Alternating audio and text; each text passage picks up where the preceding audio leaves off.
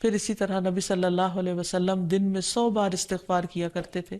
تو اس لیے ہم سب کو بھی کثرت سے استغفار کرنی چاہیے.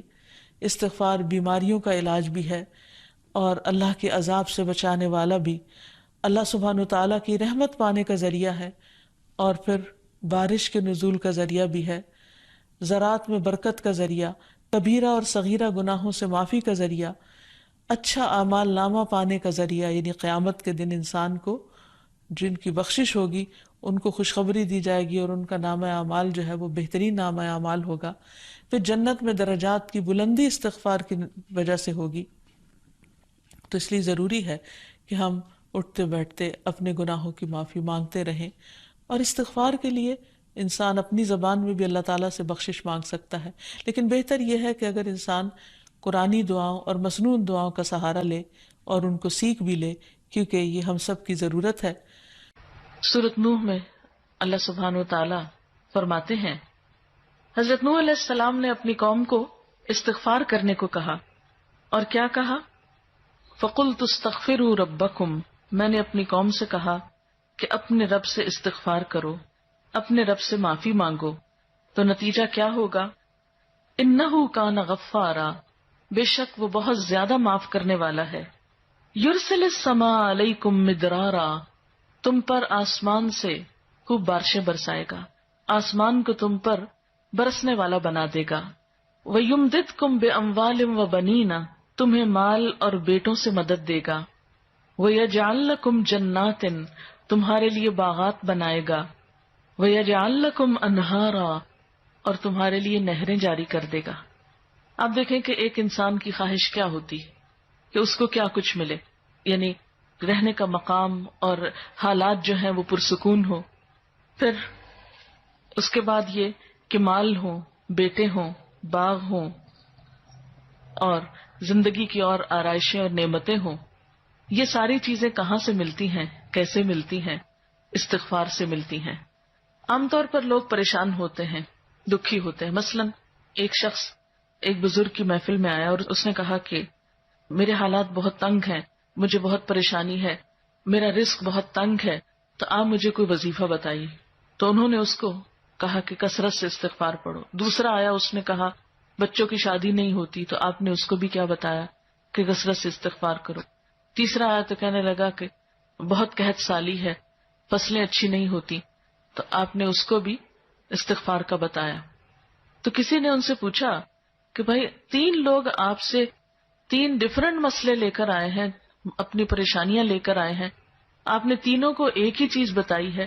تو اس پر انہوں نے یہی سورۃ نوح کی آیت پڑھ کر سنائی کہ دیکھو یہ قرآن میں اللہ کا وعدہ ہے، اور اللہ کا وعدہ سچا ہے. اللہ تعالیٰ کی بات سے بڑھ کر سچی بات کس کی ہو سکتی ہے؟ ہمارے پڑھنے میں کمی کوتاہی ہو سکتی ہے، لیکن اللہ کی بات میں کوئی شک نہیں. ذالک الکتاب لا ریب فیہ، یہ وہ کتاب ہے جس میں کوئی شک نہیں. لیکن یہ ہے کہ بعض اوقات ہم خود پڑھنے میں کوتاہی کر دیتے ہیں. تو جن کا رشتہ نہ ہو رہا ہو وہ بھی، جن کا ہو چکا ہو اور شادی کے پرابلمز ہو وہ بھی، جن کا ہو چکا اور پھر بچے نہ ہو وہ بھی، ان سب کے لیے ایک ہی وظیفہ ہے، اور وہ کیا ہے؟ استغفار کا. پھر اسی طرح ایک اور جگہ پر ایک اور پیغمبر نے اپنے لوگوں سے کہا وَاسْتَغْفِرُوا رَبَّكُمْ ثُمَّ تُوبُوا إِلَيْهِ إِنَّ رَبِّي رَحِيمٌ وَدُودٌ، اپنے رب سے معافی مانگو اور اس کی طرف پلٹ آؤ، بے شک میرا رب رحیم ہے اور اپنی مخلوق سے بہت محبت رکھتا ہے. یعنی جب کسی بندے پر کوئی تکلیف آتی ہے تو ایسا نہیں کہ اللہ تعالیٰ اس پر خوش ہوتے ہیں اور جان بوجھ کے ستانا چاہتے ہیں بندوں کو. اللہ تو بندوں کے حق میں بہت مہربان ہے. پھر سوال یہ پیدا ہوتا ہے کہ تکلیف آتی کیوں؟ اگر وہ ہم سے محبت کرتا ہے اور وہ بہت مہربان ہے. تو بات یہ ہے کہ کچھ چیزیں ہم اچھے حالات میں سیکھتے ہیں اور کچھ چیزیں ہم ہارڈ شپ سے سیکھتے ہیں. کچھ نعمتوں کی قدر ہم اچھے طریقے سے ویسے ہی کر لیتے ہیں، اور کچھ چیزوں کی قدر ہمیں اس وقت آتی ہے جب کوئی مشکل پیش آتی ہے.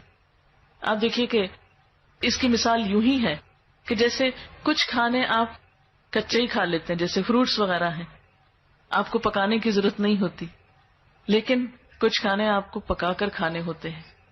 اسی طرح زندگی میں کچھ حالات ایسے ہوتے ہیں کہ جن میں آپ آرام سے سیکھ جاتے ہیں. یا کچھ باتیں آپ کو بغیر کسی مشکل کے سمجھ میں آ جاتی ہیں، لیکن کچھ باتیں آپ کو مشکل آنے پر سمجھ آتی ہیں. اور جس طرح انسان پختہ اور میچیور ہوتا ہے مشکلات میں، آپ نے دیکھا ہوگا کہ جو بچے ہارڈ شپس میں پلتے ہیں وہ بڑے ہو کر ان میں اسٹیمنا زیادہ ہوتا ہے، لیکن جو بچے بہت نعمتوں میں اور نازوں میں پلتے ہیں وہ اتنے بہادر اور اتنے ہمت والے نہیں ہوتے. اس لیے دھوپ اور چھاؤں، غم اور خوشی، دونوں اس کائنات کا حسن ہے. دن اور رات ایک بہت بڑی نشانی ہے ہمارے لیے. تو اس لیے جب تکلیف آتی ہے تو اس موقع پر انسان اللہ کی طرف زیادہ رجوع کرتا ہے، اللہ کو زیادہ یاد کرتا ہے، زیادہ ذکر کرتا ہے، اور اس طرح انسان کے گناہ دنیا میں ہی معاف ہونے لگتے ہیں. ایک اور جگہ پر آتا ہے وَأَنِ اسْتَغْفِرُوا رَبَّكُمْ ثُمَّ تُوبُوا إِلَيْهِ يُمَتِّعْكُمْ مَتَاعًا حَسَنًا، اور یہ کہ تم اپنے رب سے معافی چاہو اور اس کی طرف پلٹ آؤ تو وہ تم کو اچھا سامان زندگی دے گا. یعنی دنیا کی اچھی نعمتیں کس سے ملیں گی؟ استغفار سے.